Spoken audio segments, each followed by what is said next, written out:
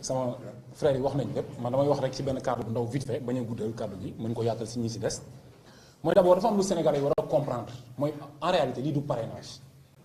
lii sàcc la parce que parrainage mënul nekk loo xamante ni benn nit boo parrainé ñoom dañ ne ñi ne ci fichier bi ñoo mën a parrainé ñi mën a voté te bu ñu parrainé doo parrainé waat keneen loolu du parrainage loolu vote la c'est-à-dire genre vote la boo xamante ne day xam ni journaliste ñu ko parrainé mais ku nekk mais c'est évident ki nga parrainé moom ngay voté su fekkee loolu moo am donc kon moom Macky Sall dina xam ñaata la Tchad di am si élection yi ñaata la Karim di am ñaata la Guy Marius Sagna di am donc sàcc la léegi nag dafa am lu am solo lu nit ñi war a comprendre quoi mooy démocratie état de droit mooy nga ne nga gis ni d'accord nga ni d'accord ma gis lu dul dëgg nga ni lii du dëgg te mag bu nekk nag mag nangu lu maanaam nangu dafa jër cëru bañ li ma bëgg nag Sénégalais yi comprendre ko mooy actuellement moom nous sommes ñi ngi wax ne juste hier lañ jot information bi que Mimi Touré moom la Macky jox moom mooy coordonné parrainage bi quoi Mimi Touré si vous vous rappelez bien élection yi weesu présidentielle yi Mimi Touré mi ngi doon xeex ci buntu kiiwu parrainage yi ba am ñu mu jàppanteel parce que moom moo doon def liggéeyu baadoo la bi quoi en réalité ñun nag nous sommes des activistes ñun bokkuñu benn parti politique mais askanu Sénégal li mu yittewoo te ñun ñu yittewoo ko war ko taxaw pour gën a ñoŋal ak gën a yaatal démocratie Sénégal mooy jàkkaarloog ñoom wan leen ni réew mi nii du ñu bàyyi Macky Sall muy def lu ko neex nu mu ko neex ak fu ko neex loolu du ñu ko accepté léegi nag kàddu bi jib na Sénégalais yi conscient comme ni nga ko waxee ci fichier bi nga xam ne tijji nañ ko dem bindu yi na Sénégalais yi conscient xam ne ñun dañuy wàcc ci mbedd bi parrainage moo dul am parce que lii du parrainage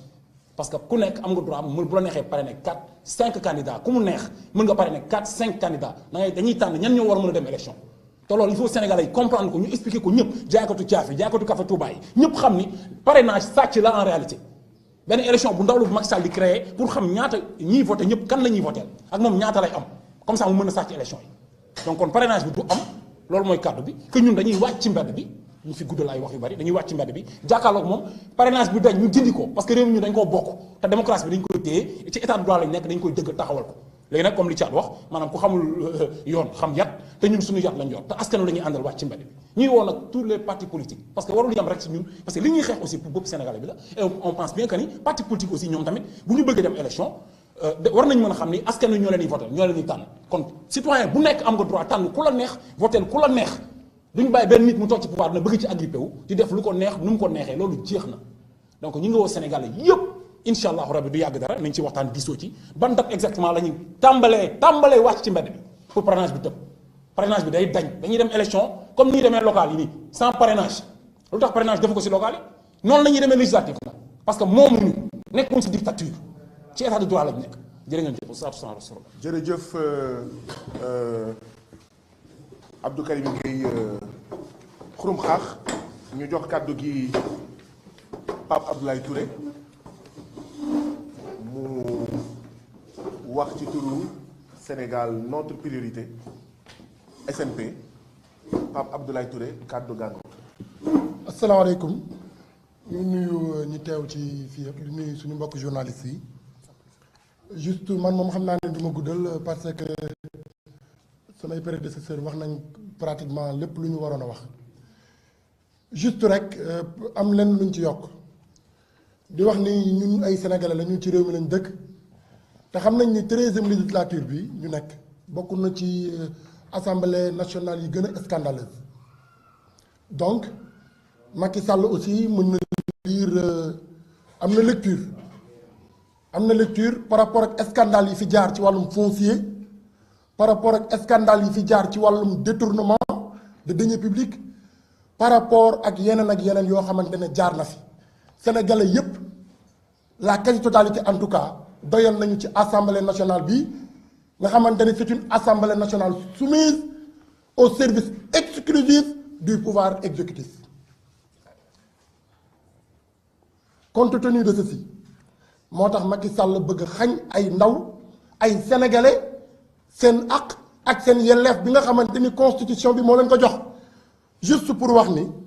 di dëggal aussi également lu ñu doon wax sànq ci wàllum sàccum élection yi man Pape Abdoulaye Touré en 2019 élection présidentielle yi aw ma woon âge pour voter wala boog primo votant laa woon mais dañ ma bindal personne non inscrite élection locale yi ñu génn maanaam révision wu septembre bi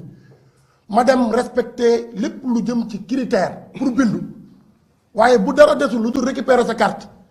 ñu wërloo ma 14 bureau de vote yi nga xamante ne moo am ci Kër Massar Nord bi ma ko wëree ba noppi gisuma sama carte ma woote daaf ñu ne ma sa bos dafa irrecevable sa inscription dugaluñ ko jàllu donc da ngay xaaraat ba beneen révision ci même jour élection yi locales yi à 3 heures du matin laa duggaat ci biir site bi di xool sama carte ñu ne ma sa carte mi ngi bureau numéro 4 école buun foofu nga war a voter c'est scandaleux ñaata nit lañ ko def ñaata nit ñoo demul voter parce que dañoo nëbb seeni carte ñaata carte moo desoon ci biir commission yi sénégalais yi demuñu koo jëli pour dem bindu ci yooyu yëpp ci ay technique de vol la parce que vol technique ñun ñëpp kenn naa tabli wu ko am na donc nañu delluwaat askan bi seen àq ak seen yelleef parce que nous sommes dans un état de droit état de droit soo ko déggee mooy yoon moo war a dox ci réew mi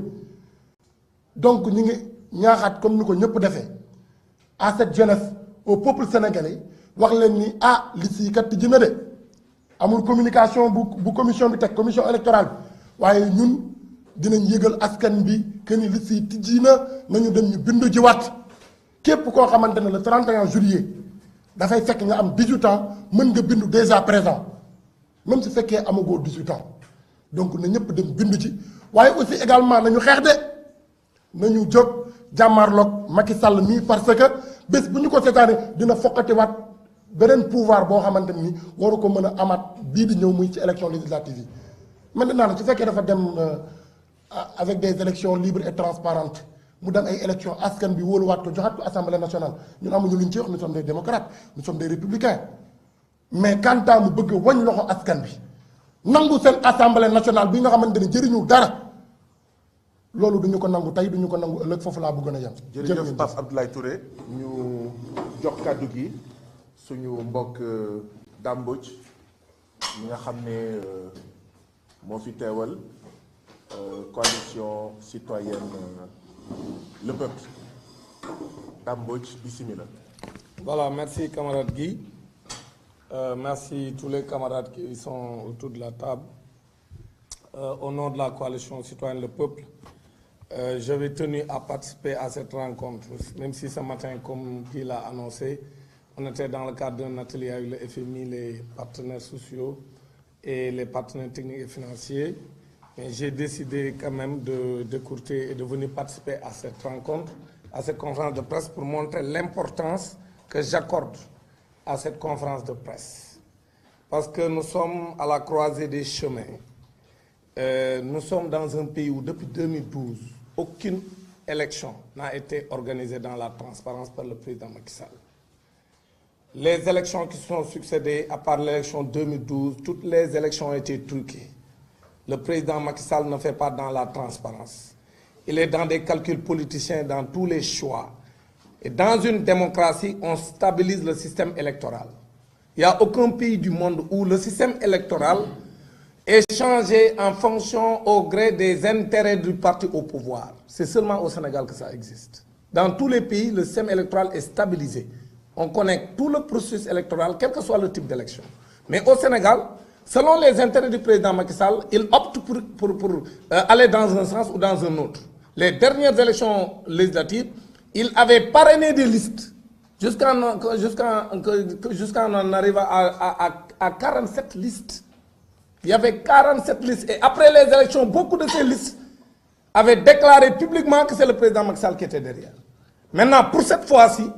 puisqu'il a en face de lui certainement une coalition forte, il ne veut pas faire l'émiettement. Donc c'est en fonction de ces calculs. Aujourd'hui, il veut réduire, comme il avait fait avec l'élection 2019, il veut réduire le nombre de candidats, le nombre de listes qui vont compétir pour les élections législatives. Nous ne l'accepterons pas. Le pays n'appartient pas au président Macky Sall. Le pays appartient à tous les Sénégalais. Ce n'est pas au président Macky Sall de dicter sa loi dans ce pays. À chaque fois qu'il veut respecter les ordonnances de la Cour de justice de la CEDEAO,